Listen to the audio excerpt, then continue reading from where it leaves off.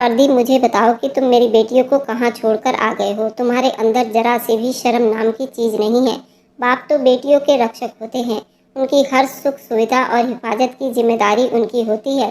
तुमने अपने हाथों से ही पैसों की खातिर अपनी बेटियों को बेच कर आए हो। मेरा उस वक्त रो रो कर बुरा हाल था। मुझे नहीं पता था कि प्रदीप मेरे घर में न होने पर मेरी बेटियों को किसी के हाथों बेच देगा, और मुझे ये भी नहीं मालूम था कि उसने मेरी बेटियों को किसे और कहाँ बेचा है। उत्तर प्रदेश तो इतना बड़ा था कि मैं चाह कर भी अपनी बेटी को नहीं ढूंढ सकती थी। जब मैंने प्रदीप से लड़ती कि मेरी बेटियों तुमने किससे बेचा है, उन्हें वापस लेकर आओ, तो वह कहता, तुम फिक्र ना करो, तुम्हारी बेटियां जहाँ भी हैं ऐश व आराम की ज़िंदगी बिता रही हैं। और फिर मेरी इतनी हिम्मत भी नहीं थी मैं उनका बोझ उठा सकूं, और फिर कल को उनकी शादी भी तो करनी थी। मैं उनको दहेज कहाँ से देता। मुझे तो अच्छा लगा, मैंने वह कर दिया। अब तुम अपनी बकबक बंद करो और जाओ मेरे लिए ताज़ी रोटियां बनाकर लाओ। मैं आंसू पोंछती हुई उठी और प्रदीप के लिए रोटी बनाने लगी। मेरा दिल अपनी बेटियों की जुदाई में बहुत तड़प रहा था। मेरी ममता उनको अपने सीने से लगाने के लिए बेचैन थी। मेरा तो सब कुछ मेरी बेटियां ही थीं। बेटा ना होने की वजह से प्रदीप को मेरी बेटियों से बहुत चिढ़ थी। अभी मैंने एक रोटी ही तवा से उतारी थी कि दरवाजे पर एक भिखारन आई और उसने मेरे दरवाजे पर गुहार लगानी शुरू कर दी। भगवान के नाम पर मुझ भूखी को कोई खाना खिला दे, भगवान तेरे दिल की हर मुराद को पूरी कर दे। मैंने जल्दी से 2 रोटियां दी और कटोरी पर सब्जी डाला और उस भिखारन को देने के लिए दरवाजे पर आ गई। वह भिखारन अक्सर मेरे घर आया करती थी। मैंने कभी उसे खाली हाथ नहीं लौटाया था।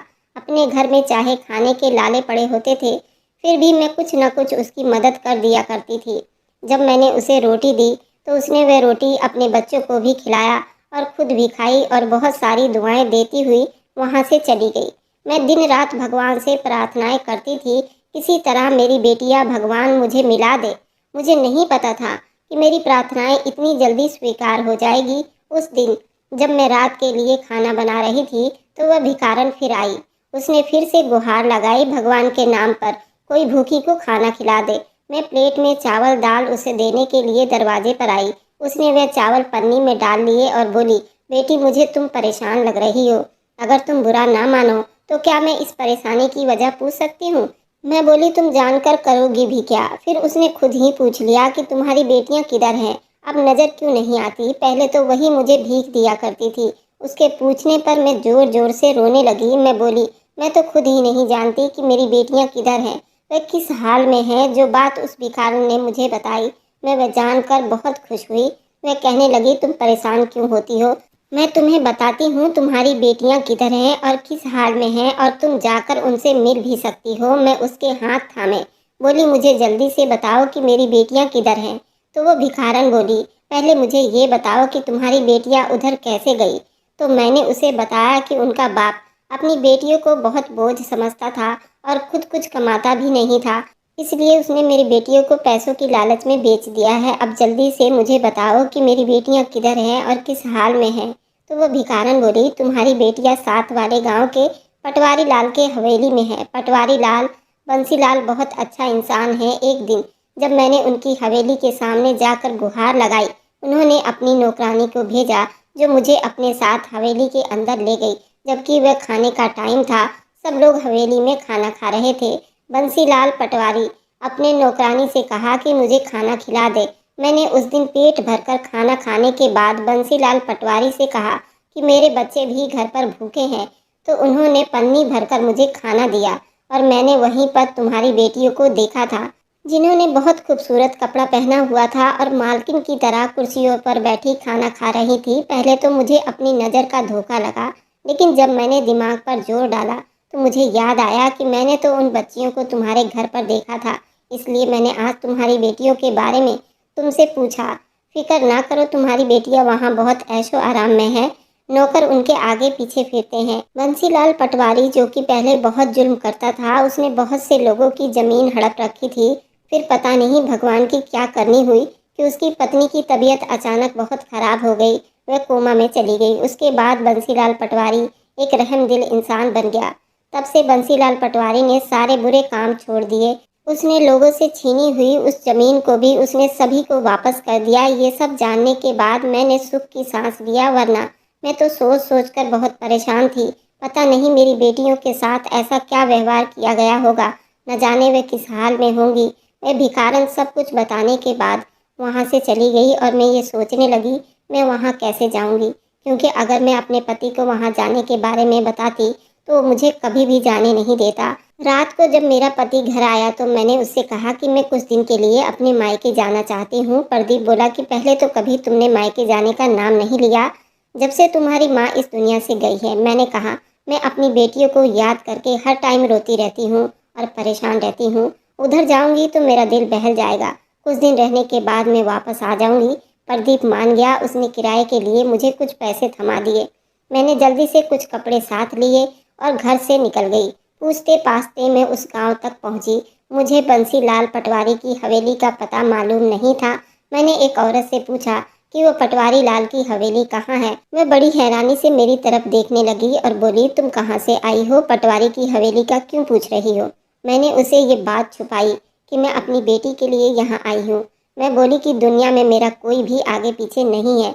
सुना है पटवारी बहुत नेक इंसान है, गरीबों की मदद करता है, बेसहारों को सहारा देता है।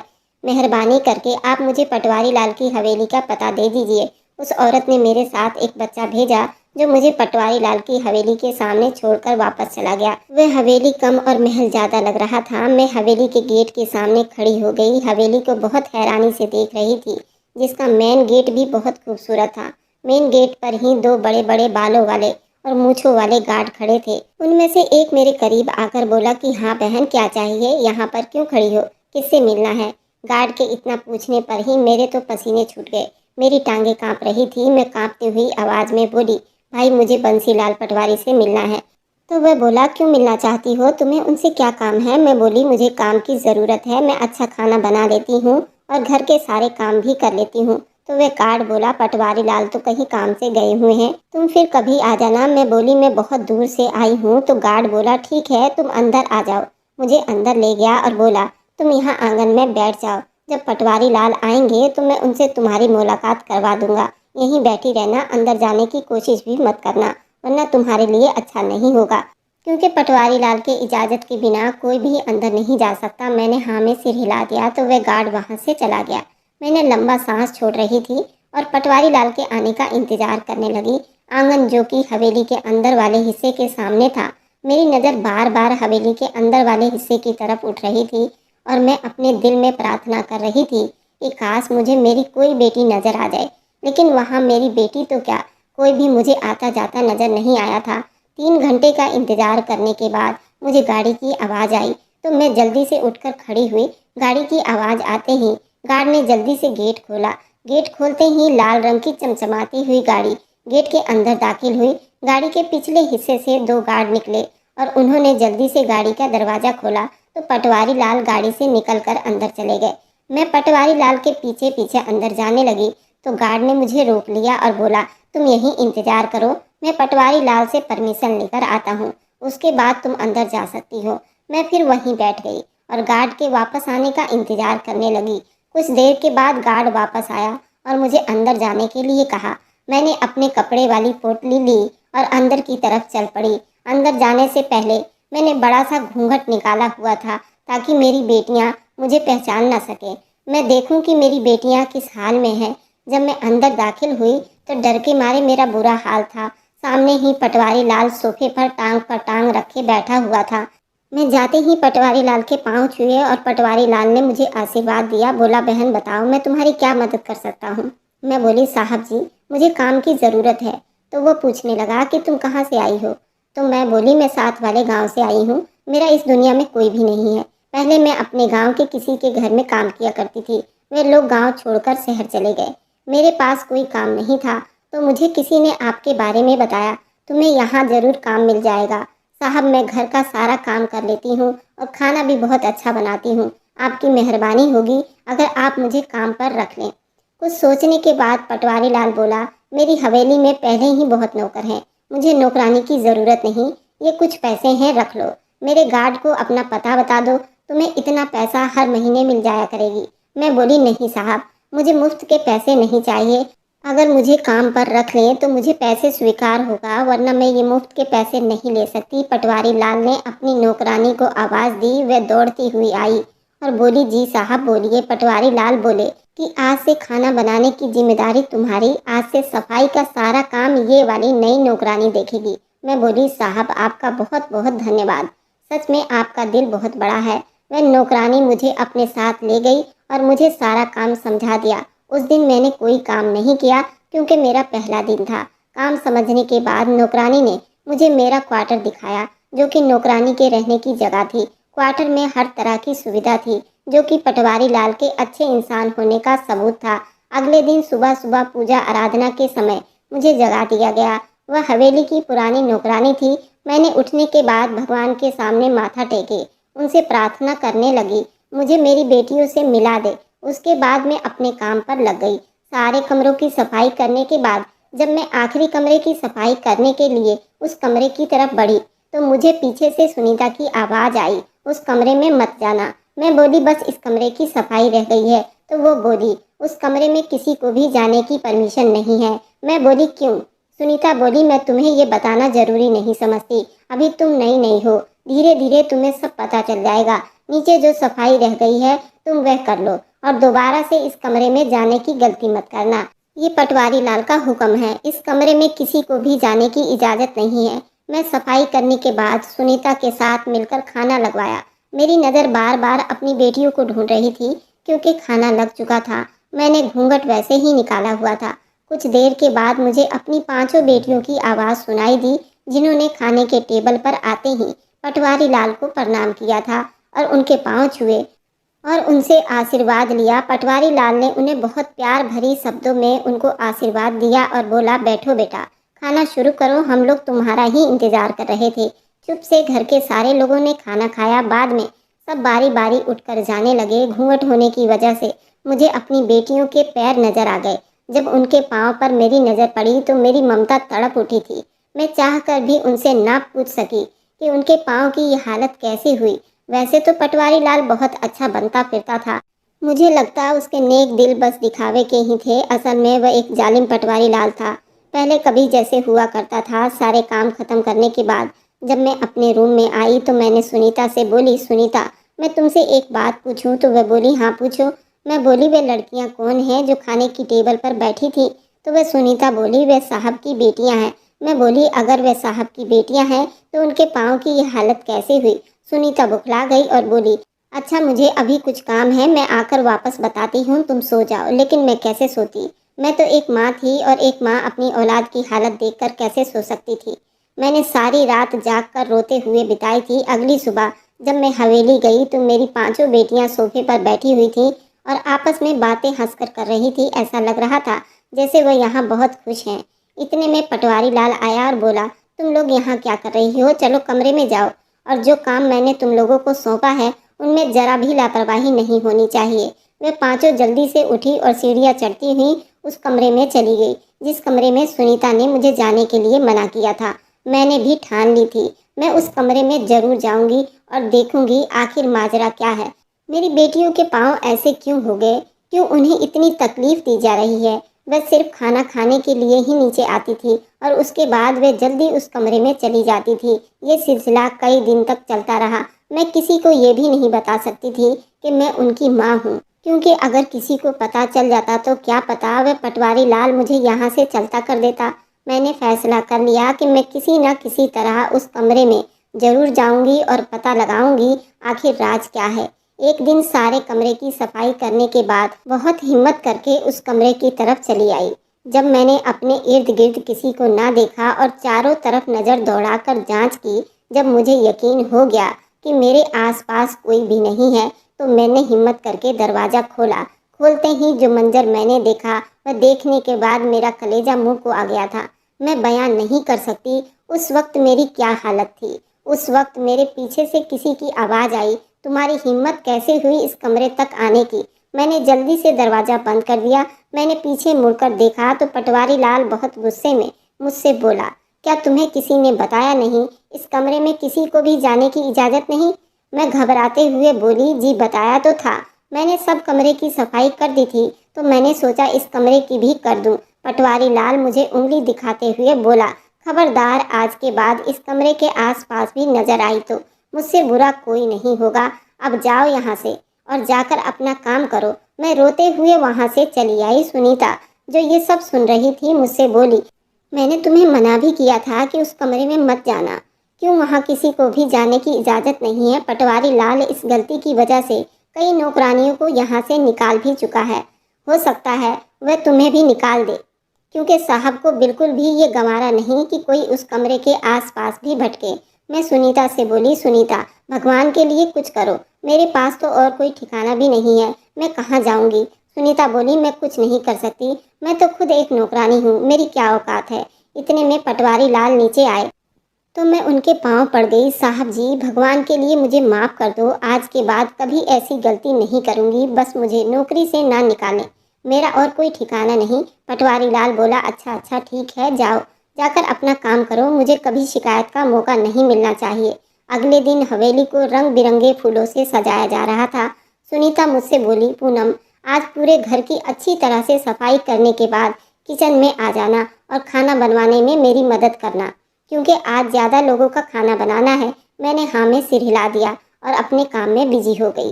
सफाई का काम खत्म करने के बाद मैं सुनीता का हाथ बटाने किचन में चली आई। मैं सुनीता से बोली, आज ये इतना सारा इंतजाम क्यों हो रहा है? तो सुनीता बोली, आज पटवारी लाल के पांचों बेटे, जो कि पढ़ने के लिए बाहर विदेश गए थे, सब इकट्ठे हो रहे हैं। इसी खुशी में हवेली को सजाया जा रहा है। बंसीलाल पटवारी ने हुक्म दिया है कि खाना बहुत अच्छा होना चाहिए, क्योंकि उनके बेटे काफ़ी सालों के बाद हवेली आ रहे हैं, इसलिए साहब चाहते हैं किसी चीज़ में कोई कमी नहीं होनी चाहिए। अच्छा, अब तुम जल्दी जल्दी हाथ हिलाओ और अपना घूंघट उठा दो, यहाँ मेरे अलावा कौन सा कोई दूसरा आदमी है? मैंने अपना घूंघट उठाया और सुनीता बोली, अच्छा तुम सलाद बना दो। मैंने सलाद बनाने के बाद बर्तन साफ किया। इतनी देर में गाड़ी की हॉर्न की आवाज़ मैंने अपने कानों से सुनी। सुनीता ने जल्दी से ताज़ा जूस के साथ और चीज़ें ट्रे में सजाई और जल्दी से ड्राइंग रूम में ले गई, जहाँ पटवारी लाल के पांचों बेटे बैठे हुए थे। हमारे जाते ही पटवारी लाल के बेटों ने हमें प्रणाम किया। लग रहा था कि पटवारी लाल ने उनकी बहुत अच्छी परवरिश की हो। ये उनकी परवरिश का ही नतीजा था। उनके बेटों ने नौकरानी तक को नमस्ते किया था। उनका बड़ा बेटा बोला, सुनीता आंटी, जल्दी से खाना लगा दीजिए, मुझे बहुत ज़ोरों से भूख लगी हुई है। सुनीता बोली, छोटे साहब अभी लगाती हूँ। मैं और सुनीता ने मिलकर खाना लगाया। पटवारी लाल उनके बेटे खाना खाने लगे। आज मेरी बेटियां खाने के टेबल पर मौजूद नहीं थी। ये बात मुझे परेशान कर रही थी।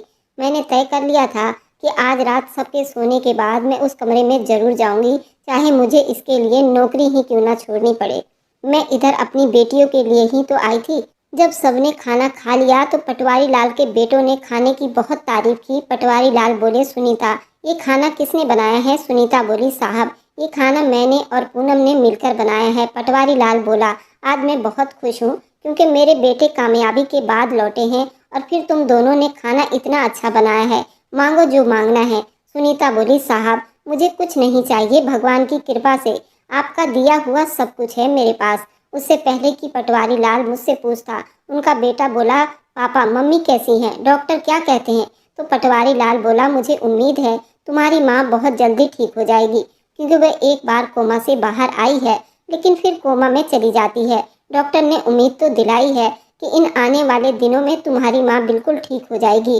फिर उनका ख्याल भी तो इतने अच्छे तरीके से रखा जा रहा है। उनके बेटे बोले, हम अपनी माँ को देखना चाहते हैं। चौधरी लाल बोला, चलो मेरे साथ। वे लोग उठकर जाने लगे तो मैं बोली, साहब जी, मुझे आपसे कुछ मांगना है और मुझे उम्मीद है कि आप मुझे खाली हाथ नहीं लौटाओगे।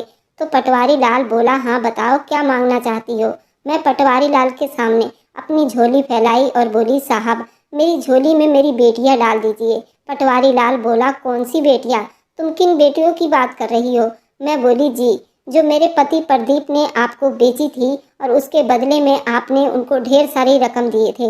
मैंने सुना था कि मेरी बेटियां यहाँ बहुत ऐशो आराम में हैं और आप एक बहुत नेक दिल इंसान हैं, लेकिन जब मैंने उन्हें देखा तो मेरी ममता ये देखकर तड़प उठी है। जब मैंने अपनी बेटियों के पाँव पर बड़े बड़े छाले बने हुए देखे, जो कि पानी से भरे हुए थे। पता नहीं आप कौन सा जुल्म मेरी बेटियों पर कर रहे हैं। मैं तो यहाँ अपनी बेटियों के बस देखने के लिए आई थी, लेकिन अब मैं अपनी बेटियों को अपने साथ ले जाए बिना वापस नहीं जाऊंगी। पटवारी लाल चुप रहा और पटवारी लाल के बेटे पटवारी लाल को सवालिया नजरों से देखने लगे। इतनी देर में मेरी बेटी भागती हुई सीढ़ियों से नीचे आई और बोली, साहब जल्दी आइए, मेम साहब को होश आ गया है। ये सुनकर पटवारी लाल बहुत खुश हुआ। उसने मेरी बेटी को ऊपर जाने के लिए कहा। मुझसे बोला, पूनम चलो हमारे साथ और खुद देख लेना कि तुम्हारी बेटियां किस हाल में हैं। पटवारी लाल उसी कमरे में जा रहा था जिस कमरे में किसी को भी जाने की इजाज़त नहीं थी। पटवारी लाल और उनके बेटे कमरे के अंदर दाखिल हुए। मैं भी उनके पीछे पीछे अंदर चली गई। जब मैंने उस दिन चोरी छुपके से उस कमरे का दरवाज़ा खोला था तो मुझे मशीनरी के अलावा कुछ नहीं नजर आया था। वह मशीनरी जो कि अस्पतालों में मरीजों के लिए होती है। जब मैंने कमरे की दूसरी तरफ देखा तो मुझे ये देखकर बहुत हैरानी हुई कि मेरी बेटियां यहाँ पर बहुत ऐशो आराम से सोफे पर बैठी हुई हैं। उन्होंने खूबसूरत कपड़ा पहना हुआ था और ऐसे लग रही थी जैसे कि इसी हवेली का हिस्सा हो। उनके आगे दुनिया की हर चीज पड़ी हुई थी। मैंने घूंघट को थोड़ा और ऊपर उठाया और अपनी बेटियों को देखा। उनके पाँव पर वे छाले बने हुए थे, वो बिल्कुल ठीक थे। मेरी पांचों बेटियां सोफे से उठकर पटवारी लाल के पत्नी के बेड के इर्द गिर्द जमा थी। पटवारी लाल के पत्नी के होश में आने की वजह से बहुत खुश थे। पटवारी लाल और उनके बेटों ने डॉक्टर से बोला, डॉक्टर साहब क्या अब मेरी पत्नी खतरे से बाहर है? डॉक्टर बोली, जी बिल्कुल, अब आपकी पत्नी पूरी तरह ठीक है। तो पटवारी लाल बोले, ये सब उन बच्चियों की वजह से मुमकिन हो पाया है जो कि दिन रात उसके सर पर पहरा देती थी। जैसे ही मेरी पत्नी को थोड़ा होश आया तो उस बच्ची ने जल्दी से फ़ोन करके आपको बुला लिया। डॉक्टर बोली, अच्छा अब मुझे इजाज़त दीजिए, मैं कुछ दवाइयाँ लिख कर दे रही हूँ जो कि ध्यान से उनको देनी है। इसमें लापरवाही बिल्कुल भी नहीं होनी चाहिए। मेरी बेटी डॉक्टर का बैग उठाए उसे बाहर तक छोड़ने के लिए गई थी। जब मैंने अपना घूंघट उठाया, मेरी बेटियां मुझे अपने सामने देखकर हक्का बक्का रह गई। वह सब मुझसे लिपट कर रोने लगी। पटवारी लाल ने बड़ी प्यार भरी नज़रों से उनके तरफ हाथ रखा और बोला, पूनम तुम उनसे पूछ सकती हो कि हमने उनके साथ क्या जुल्म किया है। तो बेटियां बोली, नहीं माँ, इन लोगों ने हमारे साथ कोई जुल्म नहीं किया, बल्कि हम तो यहाँ पर बड़ी आराम से हैं। हम पढ़ाई भी करते हैं और हम पांचों तो सिर्फ इन आंटी का ख्याल करने के लिए इस कमरे में हैं। एक सोती है तो एक जागती है। इसी तरह हम बारी बारी आंटी का ख्याल करते हैं। बस इसमें ज़्यादा हमारा कोई काम नहीं है और दुनिया की हर चीज़ हमें इसी कमरे में मिल जाता है। हमें कहीं जाने की कोई ज़रूरत नहीं होती। हम पांचों पढ़ाई भी कर रहे हैं जो कि साहब की वजह से ये सब कुछ हो पाया है। साहब जी तो बेटियों की तरह हमसे प्यार करते हैं और हम मालकिन की तरह इस हवेली में राज कर रहे हैं। मैं बोली, तुम लोगों के पाँव पर जो पानी के छाले बने हुए थे वह कैसे थे? मेरी बेटी बोली, माँ ये दोनों किचन में खाना बनाने के लिए गई थी तो गरम गरम घी उनके पाँव पर गिर गया। सुनीता आंटी के मना करने के बाद भी ये दोनों खाना बनाने की जिद करने लगी थी। उनकी जिद की वजह से उन्हें ये तकलीफ उठानी पड़ी। माँ आप सोच भी नहीं सकती कि हम यहाँ कितने खुश हैं। वह तो भगवान की कृपा है कि पापा ने हमें पटवारी लाल को बेचा है। अगर किसी और को बेचते तो पता नहीं आज तेरी बेटियाँ कहाँ होती और किस हाल में होती। पापा ने तो मुड़कर हमारी खबर तक नहीं ली कि मेरी बेटियाँ जी रही हैं या मर गई हैं। उनसे अच्छे तो ये लोग हैं जो गैर होते हुए भी हमें इतना प्यार दिया। मैं बोली, मगर तुम इस कमरे तक ही क्यों रहती हो? तो मेरी बेटियाँ बोली, माँ मैं अभी तो बताया कि हम सिर्फ पटवारी लाल के पत्नी की देखभाल करते हैं और उन्हीं की जिम्मेदारी ली है, इसलिए हम इस कमरे में सिर्फ खाना खाने के लिए ही बाहर निकलते हैं। पटवारी लाल ने मेरी बेटियों को अपने पास बुलाया और उनसे बोला कि आज तुम लोगों की वजह से मेरी पत्नी बिल्कुल ठीक है। मैं तुम लोगों का एहसान जिंदगी भर नहीं उतार सकता। तुम लोगों ने मेरी पत्नी की इतनी देखभाल की। मेरी पत्नी कोमा में थी, लेकिन आंखें खोलने के बाद सबसे पहले उसने तुम पांचों को ही देखा है। पटवारी लाल की पत्नी बोली, मैं तो तुम पांचों को हर टाइम अपने आसपास महसूस करती थी। उस वक्त पटवारी लाल पता नहीं किसी गहरी सोच में डूबा हुआ दिख रहा था। मैं बोली, साहब आप किन सोचों में डूबे हुए हैं? तो पटवारी लाल बोला, मैं कुछ सोच रहा हूँ, मगर पता नहीं जैसा मैं सोच रहा हूँ ऐसा मुमकिन हो सकता है या नहीं। तो पटवारी लाल का बेटा बोला, हमें भी तो पता चले पापा आप क्या सोच रहे हैं। तो पटवारी लाल बोला, अगर तुम पाँचों को कोई ऐतराज़ ना हो तो इन पाँचों बहनों की शादी तुम पाँचों से करवाना चाहता हूँ। उनके पाँचों बेटों ने बोले, पापा हमें इस बात से कोई ऐतराज़ नहीं है, आप हमारे बड़े हैं और बड़े होने के नाते आप हमारे लिए जो भी फैसला करेंगे हम उसको सर आंखों पर रखेंगे। पटवारी लाल मुझसे बोला, पूनम बहन तुम बताओ, तुम क्या चाहती हो? क्या तुम वापस अपनी बेटियों को उस दरिंदे इंसान के पास ले जाना चाहती हो जो फिर दोबारा उन्हें किसी और के हाथों बेच सकता है? पूनम बहन, तुम मानो या ना मानो, मैं अपनी पांचों बहुओं को तुम्हारे साथ हरगिज नहीं जाने दूंगा और एक बाप होने के नाते मैं अभी इसी वक्त उनकी शादी अपने बेटों से करवा दूंगा, क्योंकि उनसे अच्छी बहू इस घर के लिए हमें कोई और नहीं मिल सकती। पटवारी लाल ने उसी वक्त पंडित जी को बुलाया और बारी बारी मेरी बेटियों के फेरे डलवा दिए, ये जानते हुए भी उनके बेटे बाहर विदेश से पढ़ाई करके आए थे। पटवारी लाल ने मेरी बेटियों को भी घर बैठे बेटों के मुकाबले में पढ़ा दिया था और शादी के बाद मेरी बेटियां मुझसे गले मिलकर बहुत रो रही थीं। मैं उनसे बोली, रो मत, तुम लोगों को खुश होना चाहिए। तुम लोगों को इतने अच्छे ससुराल वाले मिल गए जो तुम लोगों को माँ बाप की कमी महसूस नहीं होने देंगे। बस मेरी तुम लोगों को यही नसीहत है कि साहब और उनकी पत्नी की इज्जत और सेवा करना, उनके बेटों की चरणों की धूल बनकर रहना, क्योंकि उन लोगों ने ही तुम बेसहारों को सहारा दिया है। मैंने पटवारी लाल और उनकी पत्नी से परमिशन मांगी, क्या मैं कभी कभार अपनी बेटियों से मिलने आ सकती हूँ? पटवारी लाल बोले, क्यों नहीं पूनम बहन, ये तुम्हारा अपना ही घर है, तुम्हारा जब दिल करे तुम अपनी बेटियों से मिल लेना। सबसे इजाज़त लेने के बाद अपनी बेटियों को ढेरों आशीर्वाद और दुआएं देती हुई अपने गांव की तरफ चल पड़ी। मुझे सुकून और तसल्ली के साथ मेरी बेटियां खुशहाल जिंदगी जीती रहें। मेरी बेटियों का नसीब तो भगवान ने बहुत अच्छा लिखा था, पर मेरा पति बिल्कुल भी अच्छा नहीं था। लेकिन वह कहीं और बेचता तो न जाने आज मेरी बच्चियों के साथ क्या हुआ होता। आप लोग बताइए कि ऐसे पिता के साथ क्या करना चाहिए जो कि अपनी ही औलाद का दुश्मन हो। अगर आपको आज की कहानी पसंद आई है तो वीडियो को ज़रूर लाइक कीजिएगा और अपने दोस्तों के साथ शेयर भी कीजिएगा। और हाँ, अगर आपने अभी तक हमारे चैनल को सब्सक्राइब नहीं किया है तो ज़रूर सब्सक्राइब कर लीजिए। मिलते हैं हम अपनी कल की एक नई दिलचस्प कहानी के साथ। मुझ पर सदा अपना प्यार और स्नेह बनाए रखें। सभी को मेरा प्यार भरा नमस्कार दोस्तों।